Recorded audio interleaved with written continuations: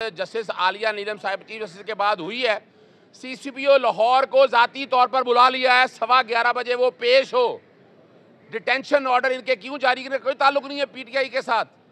इनकी दोनों बच्चियों का ताल्लुक ज़रूर है, इनका कोई ताल्लुक नहीं। और कमाल की बात है, अगर डिटेन करना था रात को एसएचओ नसीराबाद आकर जो गलीज़ ज़ुबान इस्तेमाल की वो खुद बताएंगे अभी आपको, वो आपको पूरी तफसील बताएंगे क्या कुछ हुआ है। लेकिन ये मजाक हो गया है कि पुलिस को सियासी विक्टिमाइजेशन के लिए इस्तेमाल हो रहा है और अदालतों को भी ध्यान से सोचना चाहिए इस हवाले से।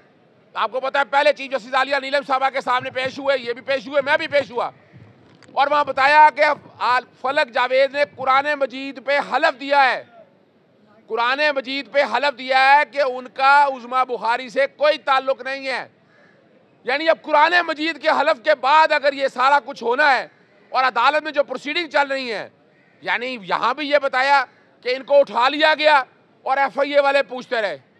खुदारा हमारी अदालतों का काम इंसाफ फराहम करना है दोनों फ्रीकैन पे।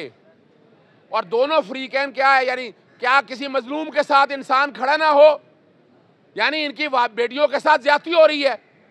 15 महीने पहले एक बेटी रह के आई है मुख्तलिफ पर्चों के अंदर, अब दूसरी बच्ची को चूके वजह है वो बोलती है, उसके लब आज़ाद हैं, वो इस घुटन के माहौल में चाहती है अपनी दिल की भड़ास निकाले, लेकिन किसी की इज्जत उछालना इस खानदान का शेवा नहीं है।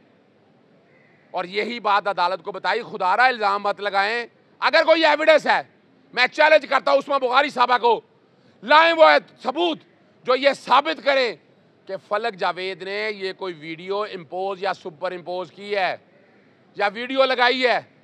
अभी तक तो एफआईए इतनी बड़ी फाइल सारी मैं देख चुका हूं, उसमें कोई एक सबूत मौजूद नहीं है। खुदारा आपका इसका मतलब ये नहीं है कि आप इक़्तिदार में हैं उस्मा बुखारी साहिबा, अगर आप इक़्तिदार में इसका मकसद ये नहीं है, आप एक वकील रही हैं, आपके वालिद साहब एक वकील रहे हैं, आइन और कानून की पासदारी करें। किसी झूठे मुकदमे में इस तरह लोगों के साथ ज्यादतियाँ मत करें। खुदारा ये ज्यादतियाँ करेंगी, इससे नुकसान इस निज़ाम का होना है।